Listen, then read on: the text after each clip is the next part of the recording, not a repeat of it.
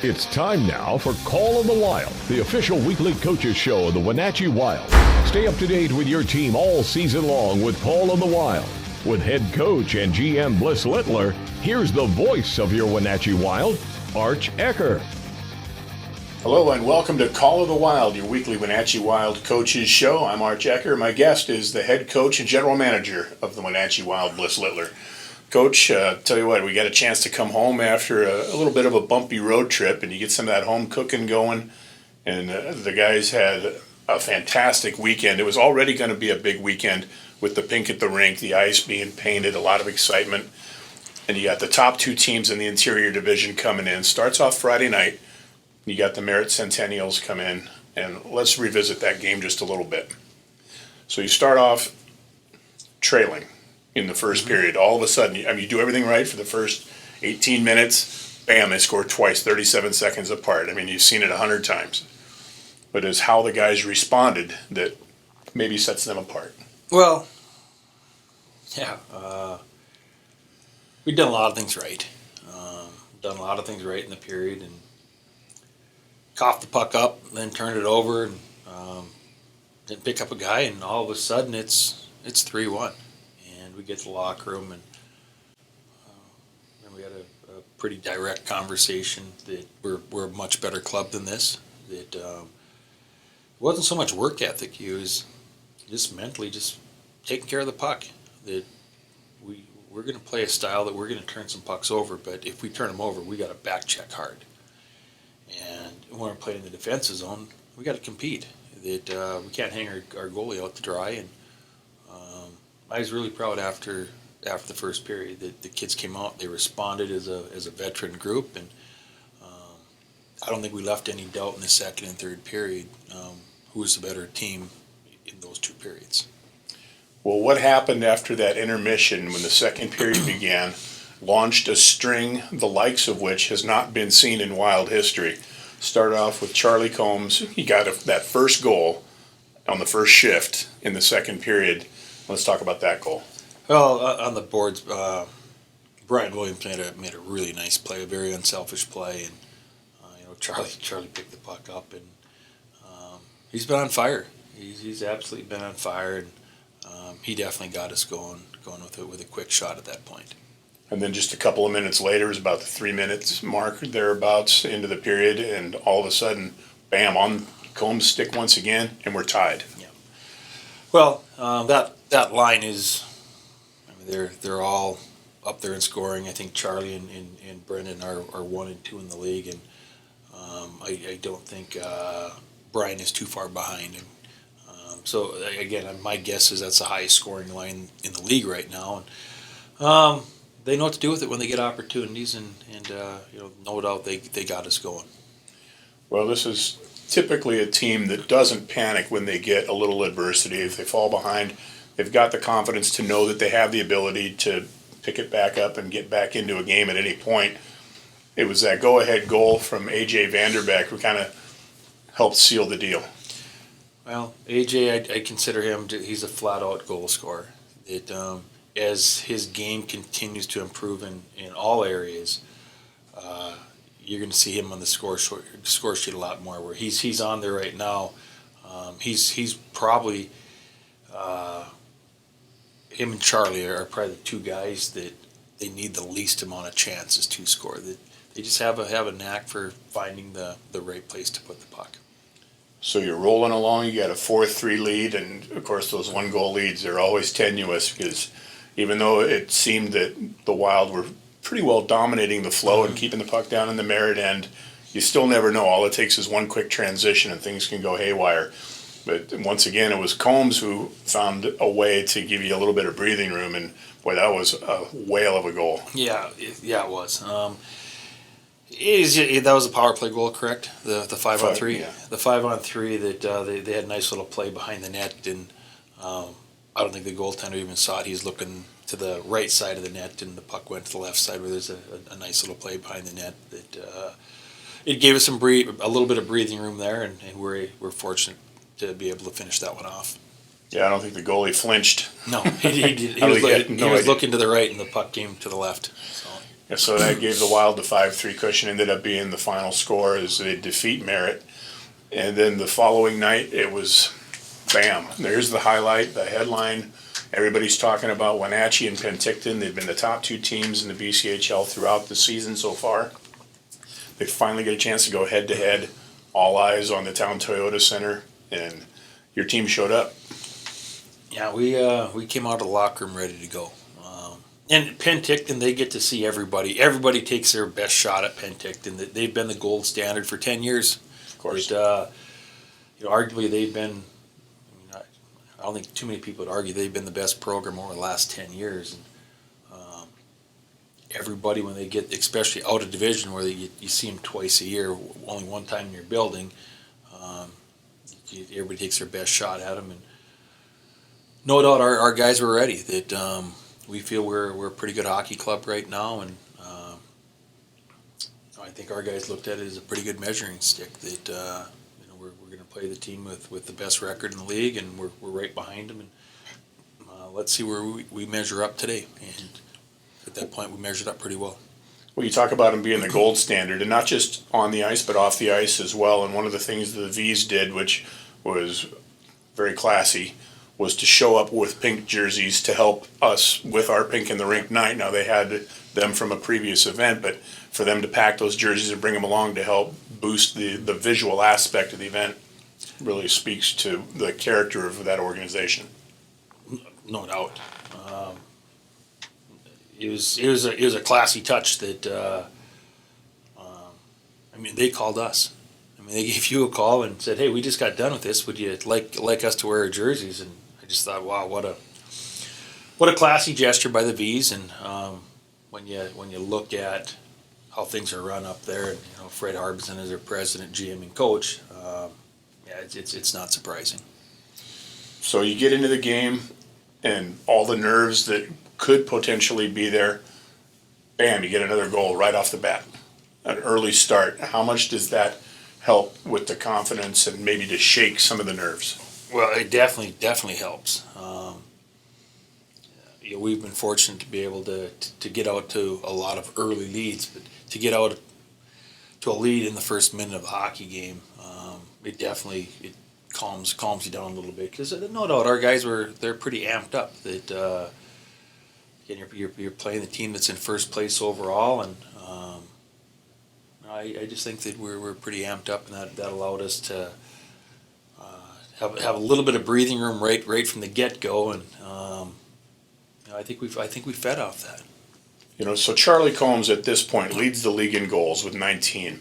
When you score a lot of goals, you're going to likely get a lot of goals in a lot of different ways. And for Combs, sometimes he snipes them, sometimes he gets the one-timers, sometimes you just sniff out the dirty ones. And it was kind of interesting, that one. It was just sort of, that was a nose for the net kind of goal. Again, goal scorers have to be around the net. He's got really good hands, but you also have to be around the front of the net, and it's definitely an area that he goes, that he's not afraid to get knocked on his butt now and then. But again, goal scorers go to the front of the net. That's where you score goals, and you're right. That one wasn't a typical Charlie goal. But when goal scorers do go to the front of the net, and I think he's probably more fortunate than anything on that one. True. The second goal is kind of the same thing. Smart, getting to the front of the net, just being in the right area, and you take advantage of a puck right there. It's kind of an easy sweep home to finish that one off, and bam, your team's up instantly. You got a 2-0 lead. Well, and then Penticton, as expected, battled back. They cut that lead in half, and they had a nice power play tally to make it close and kind of give you guys a little bit of a wake-up call. Yeah, we took a penalty, and obviously they came right back out, and they didn't flinch at all. They came out and moved it around and got the puck to an open man, and beat our system there, and again, it's just a good play on their part. And now you got a 1-goal hockey game, and the guy he gets on fire. Charlie Combs, what can you say? We talk about him all day, but the guy scores 6 goals in a weekend in the span of about a 4-period clump, kind of in the middle. So he comes down the right wing, and he blisters a shot. I mean, Yeah. When I think about Charlie, that's the type of goal I think about him. That he's got such a heavy and a hard shot, and it's so accurate. And the thing is, he can get the shot off real quick and in tight areas, which a lot of guys can't do. And I think that's one of the things that makes Charlie a pretty special player, is that he's got the ability to get a shot off in tight situations very quick, and has the ability to not get a lot of shots blocked. makes things a little tough for opposing teams when they come in here and they look at your lineup and they say, well, there's Brendan Harris and he's the leading scorer in the league and he's averaging about 2 points a game, and we got to really kind of keep an eye on that guy. But as soon as you do that, well, the waves are coming, because not only is Charlie Combs right behind him in scoring, but right behind him, look at the lines of him with Konzo and Vanderbeck, that line, and and even all the way back down to when you get Weatherby and Souter. Those guys, they're a threat every time they touch the ice as well. Well, we are playing in the British Columbia Hockey League, which, in my opinion, is the best junior hockey league in Canada, and that's just how teams are. They're not one or two person teams. That you look at Penticton and Chilliwack last year, which I consider the two best teams in the league, and they were deep teams that they played 4 lines, and all 4 lines could hurt you. And that's how we tried to play a year ago, and I think we're just a little bit deeper this year, that we have more guys that are capable of scoring, and it's good that when Harris's line, I guess don't want to say they don't have it, because there haven't been many nights where they haven't been on the score sheet, but all of a sudden Baker's line's there, and then it's Konzo's line, and you're absolutely correct that we've had production with Souter, with Weatherby, with Morton, guys that are on our 4th line. We've had production there, so we've been very fortunate that way. So a huge weekend as you pick up 4 points against the top 2 teams in the interior division, kind of in the middle of a nice little home stretch here. We've got Coquitlam coming in this weekend. We'll talk about that in just a little bit. We've also got a big promotional night with Trail coming in the weekend after that, and a military appreciation. And we've had some big news this week, which we're going to talk about a little bit when we return, as Call of the Wild continues in just a few moments here on your Wenatchee Wild Hockey Network. And welcome back to Call of the Wild, your weekly Wenatchee Wild coaches show. I'm Arch Ecker, along with head coach and general manager Bliss Littler. Well, a big week in Wenatchee Wild land. There's been some big news, as we've had 2 more players make their Division I college commitments this week, and we'll talk about each of them individually. And first off, the guy that we talked a lot about in the first part of the show, Charlie Combs. He's going to Bemidji State University, and that's bad news for the whole rest of that division, because he and Brendan Harris are going to be stapled at the hip for another 4 years. Well, again, I'm real happy for Charlie that he's worked hard. He's worked hard, and it's just nice to see that hard work paying off with a Division I commitment and scholarship to Bemidji State, and I think it's an added bonus. And I think probably some of the reason that he probably chose Bemidji State is he gets to go with his line mate and roommate, Brendan Harris. It's interesting. So, for Charlie Combs, we look back at his career. He started playing juniors. He's a St. Louis kid. Started playing juniors in Amarillo, went to the USHL for a little while. How did you get your sensors on him, and how did you bring him to Wenatchee? Well, when he was in Amarillo, we played him. And I thought one night we were playing him here in February, I believe, might have been March.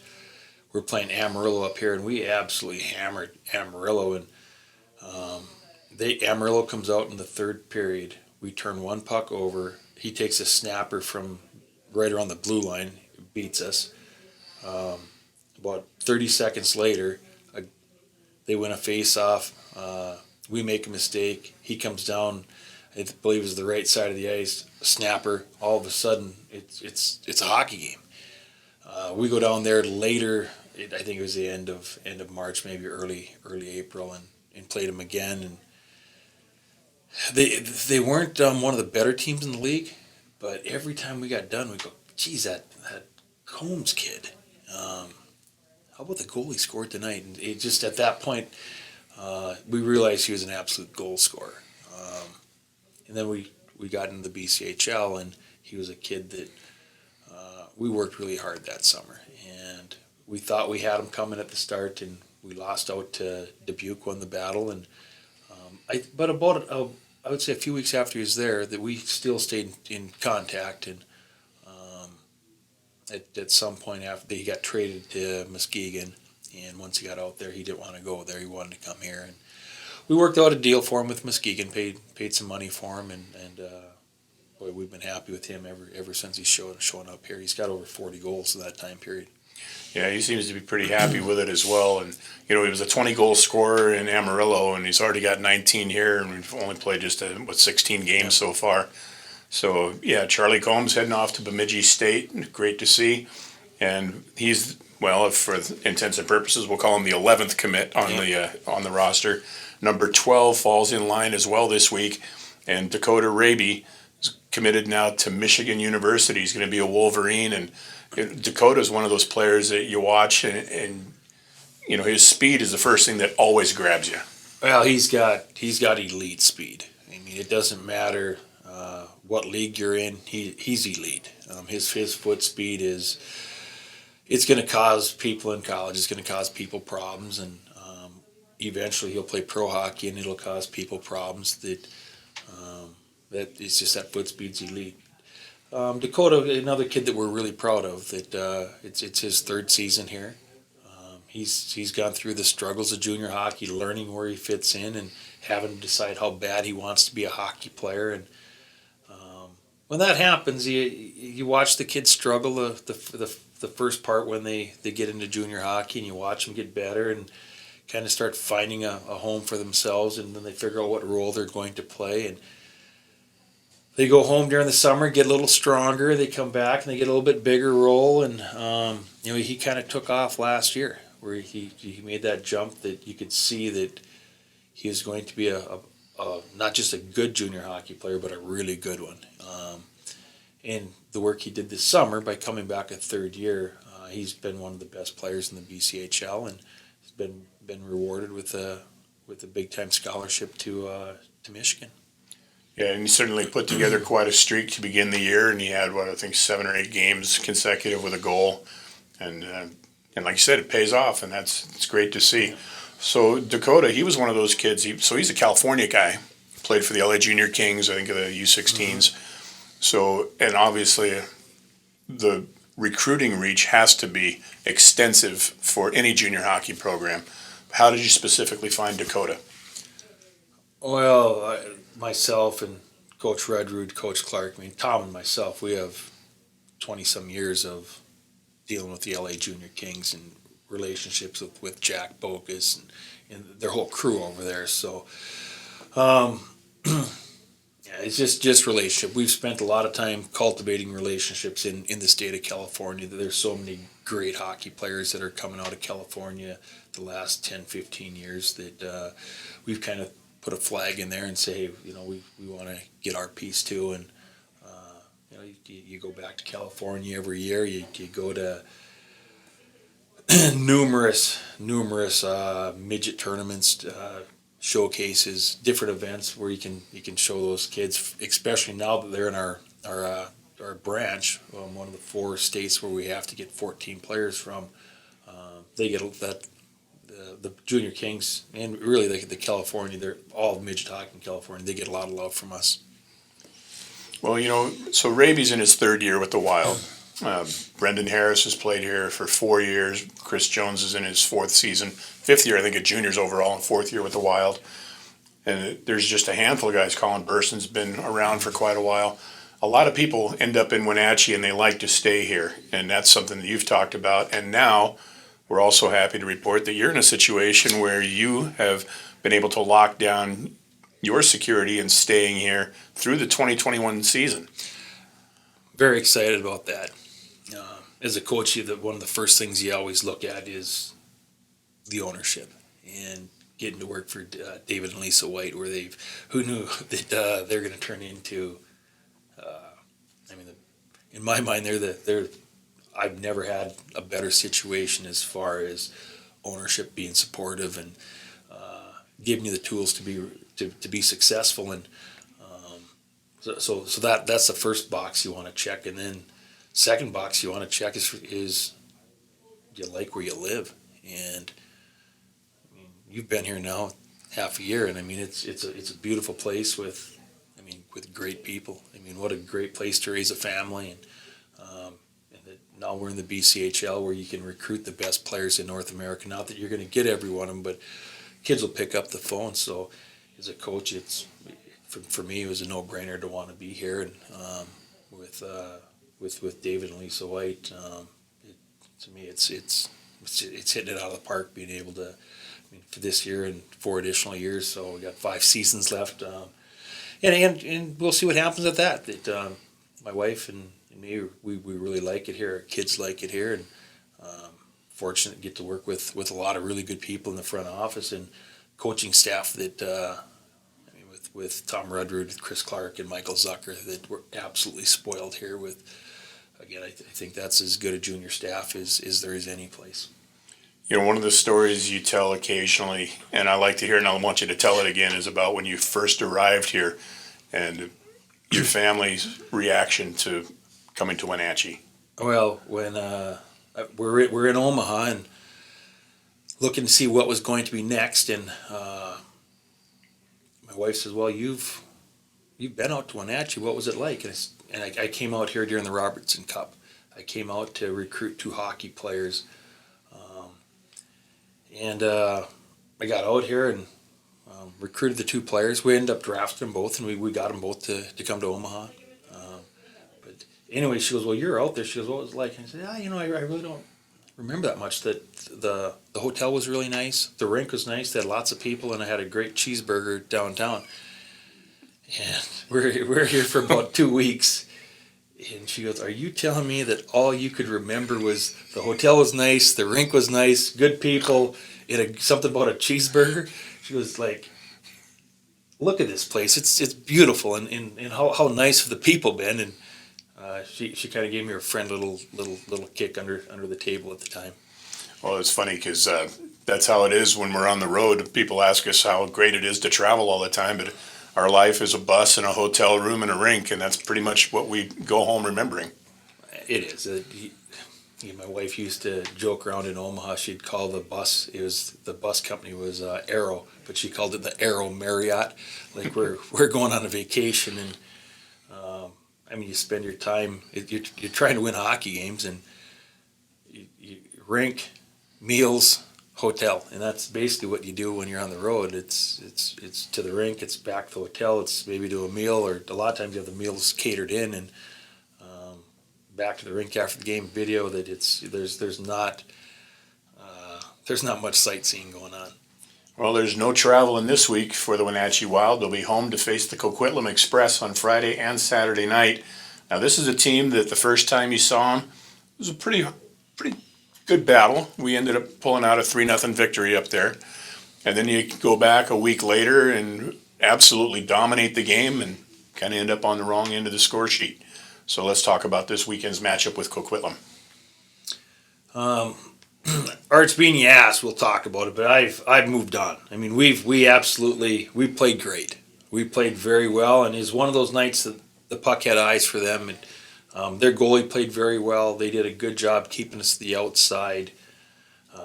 It was very frustrating. We thought we played exceptionally well, and to end up getting beat was frustrating. And but our guys, they learned from it. We got off to a better start the next night in Chilliwack, and were able to finish the weekend on a good note. But no doubt, it will be brought up to make sure that we're ready to go and we take a little bit better care of the puck. That if you make mistakes, there, Coquitlam is more than capable of burying their chances. With all the excitement this week with the 2 kids committing and of course the news about you locking down a few more years here, how does that reverberate throughout the locker room? Well, the kids, we talk a lot about having an enthusiastic hockey team, and one of the rules is take pride in each other's victories. And kids get excited. They're, everybody that's in our locker room wants to play college hockey. They want to play Division I college hockey. And when you're able to, as a coach, say, And one more thing today, boys. I can't wait till this afternoon. Dakota is traveling back from Ann Arbor, so he won't be on the ice. But today I'll be able to say, let's hear it for Charlie, and everybody will cheer for him, tap their sticks. And it's one of the really good moments when that is announced. And we'll get to do it tomorrow also for Dakota. And I think all the kids, they get fired up for each other. And it's a good reminder that it's going to happen. I mean, it's going to happen. I told you we'd have 17 or 18 Division I commitments by the end of the year, and we're right on pace for that. And the kids that are not committed, we still have 5, 6, 7 kids that are still talking to a lot of schools, and we have a couple of kids that aren't doing a lot of talking yet, but the colleges are just sleeping on them. That their agents and myself were reaching out to many schools, and we have a lot of good kids that eventually they're all going to get their Division I commitments.